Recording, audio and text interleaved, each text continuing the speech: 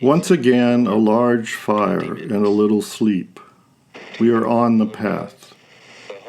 Gretel said, "Wait, this is essential in defining political matters, because you get tired and you can be lost between the U.S., that is, show us the way back, and a petty dictator who has scattered pieces of bread."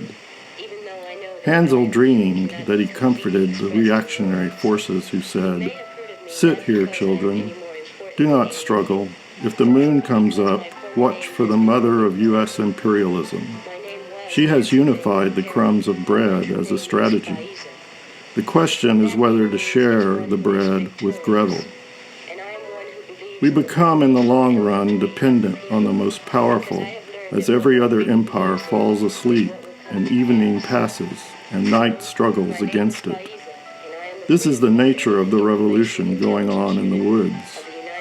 It was dark at night, and the overriding consideration to answer these questions was obvious, but no one came to answer them.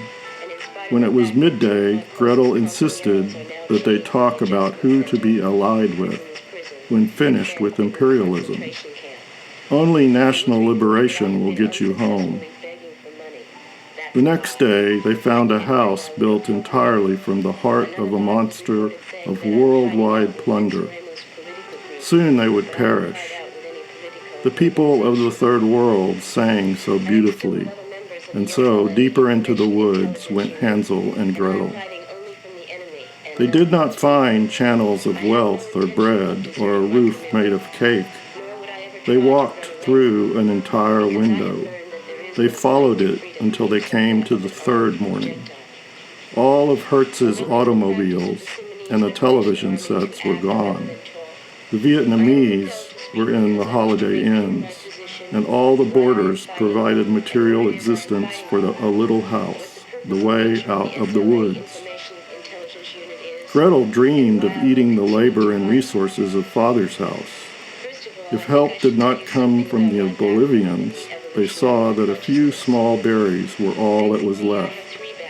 It was already as if they were made of clear sugar.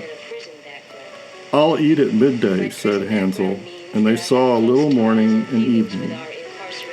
It is in this context that they stopped to listen.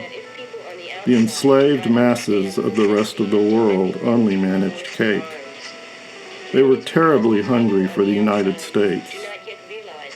The relative night and the next day, they had eaten only the crumbs doled out by a snow-white bird sitting on a revolutionary branch.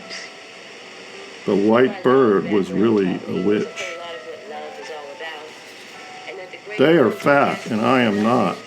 I shall cook something good, for you cannot see very far in this context of the liberation struggle, in the struggle of my withered hand. They would be a mouthful," the witch mumbled to herself. And the witch formed a revolutionary program. She shook Gretel and cried, "Get away from me." Hansel was locked inside a war of liberation. Any victories won were to be fattened up. "Up, lazy bones, fetch water, and to this question say yes with your full red cheeks." The witch spoke scornfully. "Now they smell like realized animals, and no, witches in the South have red eyes." The South is a cage door. There was no Hansel and Gretel, only a dispersed colony. "Gretel," she shouted to the generation gap. And the crisis in imperialism had to do what the witch demanded. "Only us experts can rule," said the witch. Now Hansel was given the best things to eat, every female and mother, water, ideology, Mao, the Panthers. Gretel received nothing but slaughter, the Vietnamese, Chuck Berry, Elvis, a youth problem, crayfish shells every morning. Our heroes wondered why they didn't get the temptations.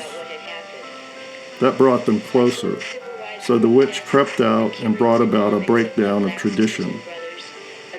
Gretel had had enough of the witch's elitist, technocratic bullshit. that said Hansel was still thin. She rejected the little bone, the kids leave home bullshit. When 4 weeks had passed, impatience overcame her. Gretel would wait no longer.